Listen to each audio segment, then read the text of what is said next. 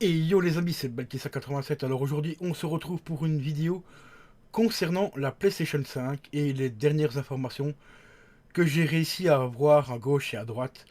Donc on en reparle tout de suite après le générique. C'est parti, let's go.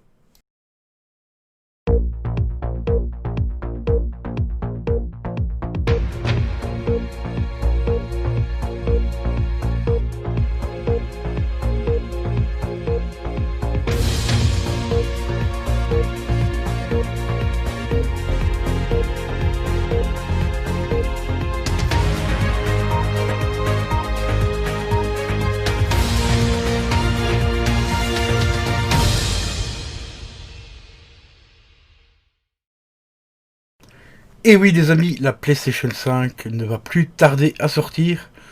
Dans un mois et un jour pour être précis, on pourra l'avoir pour ceux qui l'ont précommandé bien sûr. Alors les nouvelles informations, ça concerne un petit peu la compatibilité des jeux. Est-ce qu'elle sera réellement rétro-compatible PS1, PS2, PS3 et PS4? Je suis au grand regret de vous dire que oui et non. Elle ne sera pas compatible PS1, PS2 et malheureusement ni PS3. Mais elle sera compatible à 99% avec les jeux PS4. Qu'est-ce que ça veut dire compatible à 99%? Ça veut dire qu'il n'y a que entre 7 et 8 jeux, si j'arrive à retrouver la liste. Je vous mettrai la liste en description des jeux qui seront pas compatibles. Mais vous pouvez quand même y jouer via le service de streaming, donc le PlayStation Now. Pour ceux qui veulent vraiment absolument jouer avec ces jeux-là. Et sinon, tout le restant du catalogue PS4 sera compatible PS5. Et ça, c'est plutôt cool. Ça, c'est franchement plutôt cool. Mais moi, ce que j'attendais le plus pour cette console-là, parce que je me rappelle que Sony nous avait dit que cette console-là était créée pour remercier les premiers joueurs de la première PlayStation. Et moi, j'attendais vraiment une console rétro-compatible avec tous les jeux PlayStation, mais malheureusement, c'est pas le cas. Ensuite, pour ceux qui ont déjà les casques VR, donc de la PS4, gardez-le bien votre casque, gardez bien aussi la Move et tout ce qui va avec, car la PS5 sera compatible également avec le casque VR, à condition, à condition. D'après ce que j'ai vu, Sony fournirait ou on devrait les contacter pour obtenir un adaptateur qui va se mettre sur la PS5 à l'arrière de la PS5 pour pouvoir brancher notre ancien casque de réalité virtuelle, donc celui de la PS4. Je crois que c'est l'adaptateur, c'est pour la webcam et pas pour le casque. Il me semble que c'est pour la webcam ou le casque, je sais plus exactement. Mais ça, et c'est bien marqué, ça c'est marqué dans le tweet officiel de Sony, que c'est entièrement gratuit. Donc c'est-à-dire que s'il faut l'adaptateur, normalement on ne devra pas le payer. Donc est-ce qu'il faut le fournir directement dans les boîtes des consoles, ou est-ce qu'il faudra éventuellement se rendre chez un revendeur Micromania ou autre pour aller le chercher gratuitement? Ça je ne sais pas, c'est pas précisé. Et ou alors que ce serait tout simplement Sony qui l'enverrait à ceux qui les contactent pour avoir l'adaptateur. Mais ça c'est plutôt cool aussi, ça va éviter de pour ceux qui ont des jeux VR sur PS4 déjà, de pouvoir y jouer. Donc ça c'est plutôt cool. Et ça va surtout servir à attendre le futur nouveau casque de réalité virtuelle qui sortira normalement d'ici un an ou deux. Mais par contre il sera pas compatible, ce casque là, donc celui de la PS4 ne sera pas compatible avec le jeu VR de la PS5. Ça c'est moins bien parce que ça va vous obliger à acheter deux casques. Pour ceux qui n'ont pas les casques du tout, vous devrez acheter deux casques, donc le casque de réalité virtuelle de la PS4, plus celui de la PS5, donc c'est 2 fois plus de matériel et tout. Donc ça c'est un petit bémol, mais pour ceux qui ont gardé donc les jeux de la PS4 en VR, ça c'est plutôt cool que le casque et les manettes et tout ça sont compatibles. Enfin, c'est pas des manettes, mais le casque et la Move, j'y ai arrivé, sont compatibles. Et ça c'est plutôt chouette. Ensuite, concernant la récupération des sauvegardes de PlayStation 4 sur PS5, c'est possible. Soit en branchant les deux consoles sur le même réseau, donc en câble et RJ45, ou via Wi-Fi. Vous pouvez tout simplement donc les consoles vont communiquer entre elles. Et ça, vous faites à ce moment-là, vous transférez vos sauvegardes de la PS4 à la PS5. Ça, c'est la première solution. La deuxième solution, c'est soit d'utiliser le cloud, enfin le cloud gaming de PS4 pour ceux qui ont le PlayStation Plus. Vous savez que vous avez un espace de stockage via cloud gaming, donc vous sauvegardez ça sur le cloud, et une fois que vous reconnectez sur votre PS5, tu te reconnectes sur le cloud et tu télécharges tout simplement tes sauvegardes. Troisième possibilité, et ça c'est marqué aussi dans le tweet officiel de Sony, on peut utiliser tout simplement une clé ou tout simplement un disque dur, mais à condition que ce soit de l'USB 3. Ça c'est toujours comme ça.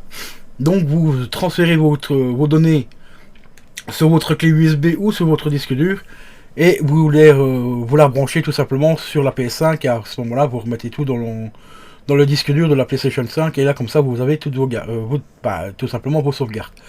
Autre petite chose aussi qui est plutôt sympa, mais ça malheureusement ce sera pas sur tous les jeux, et ça c'est un peu compréhensible. Certains jeux PS4 vont bénéficier de ce qu'ils appellent un boost, c'est-à-dire que par exemple, je prends l'exemple de God of War, le dernier, il y aura certains passages qui seront upgradés en 4K, bon, ce sera de la 4K ébulée, et il sera évidemment aussi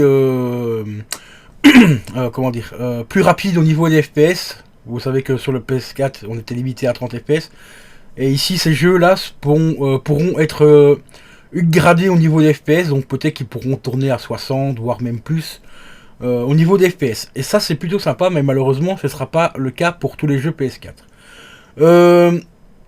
Autre petit truc aussi qui est plutôt sympa, le contrôle à distance ou la lecture à distance sera compatible également PS4, PS5, donc ça c'est plutôt cool aussi. Ça c'est franchement un très très très bon point. Comme ça vous permettra tout simplement de vous jouer à vos jeux PS4 à distance, tout ça sur la PS5 et tout, ou sur la PS Vita pour ceux qui l'ont encore, et tout ça. Donc franchement il y a quand même du bon. Moi je trouve qu'il y a quand même du très bon. Sony c'est quand même bien casser le cul pour cette console. Bon, le gros bémol pour moi c'est qu'elle ne sera pas rétrocompatible total avec tous les jeux. Donc tous les jeux de PS, et ça c'est vraiment très très très dommage. Bon, apparemment il paraît que c'est à cause de l'architecture de la console et tout. Pour moi c'est un petit peu des couilles, parce que Xbox y arrive très très bien depuis le début de leur console. Tous les jeux Xbox sont compatibles avec les nouvelles consoles. Donc je vois pas pourquoi Sony n'y arrive pas. Je sais pas, c'est bizarre. Donc ça c'est encore un point, un petit point, non vraiment un gros point noir par rapport à Sony. Mais bon, voilà, après il faudra voir, donc voilà. Mais sinon, moi j'avais entendu des rumeurs aussi comme quoi il n'y aurait que 100 jeux compatibles à la sortie de la console, concernant les jeux PS4. Et là apparemment ici il y aurait déjà 99% des jeux compatibles dès la sortie de la console. Et ça c'est plutôt cool. Pour ceux qui ont bien sûr gardé leur console et qui ont gardé leurs jeux, qui n'ont pas revendu les jeux pour s'acheter directement une nouvelle console, comme je connais certains qui le font. Mais ça c'est plutôt sympa. Il y a encore d'autres petites informations qui vont être dévoilées au fur du temps, enfin d'ici quelques jours par Sony, concernant d'autres fonctionnalités de la console. Ça pourrait être sympa, parce que moi j'attends toujours aussi de savoir si on pourra toujours streamer les jeux via YouTube. Ça ils en ont pas encore parlé. J'espère qu'on pourra toujours le faire. Et puis voilà quoi. Donc voilà les amis, concernant la PS5, alors une petite information supplémentaire. Au niveau du stream, on pourra streamer donc les jeux PS4 via une PS4, mais sur la PS5. Pourquoi avoir fait ça, je ne sais pas trop, mais bon, pour ceux qui s'intéressent, ça sera tout simplement possible de le faire. Donc ça c'est plutôt assez sympa. Et bien sûr pour les sauvegardes aussi, j'ai oublié de vous préciser un truc. Ce sera bien sûr au bon vouloir des créateurs, donc des studios qui ont développé le jeu.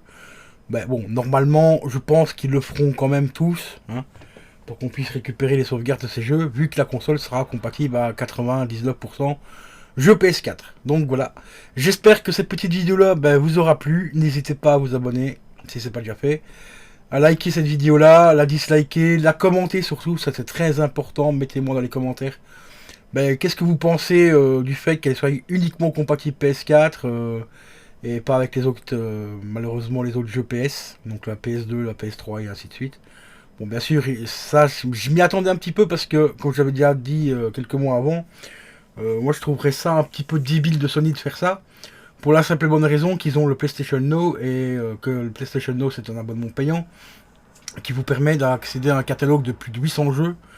Rendre la console full, mais vraiment full rétro compatible, je veux dire, donc PS1, PS2, PS3 et PS4, ça aurait été pour Sony un petit peu se tirer une balle dans le pied par rapport à l'offre de streaming qui nous font donc au prix de 45 € par mois, je crois que c'est ça, ou 60 € par mois, en plus du PlayStation Plus, voilà. Donc n'hésitez pas à me marquer dans les commentaires ce que vous pensez de toutes ces informations là. N'oublie pas de t'abonner, activer la petite cloche et tout, et je te dis à la prochaine. Ciao ciao.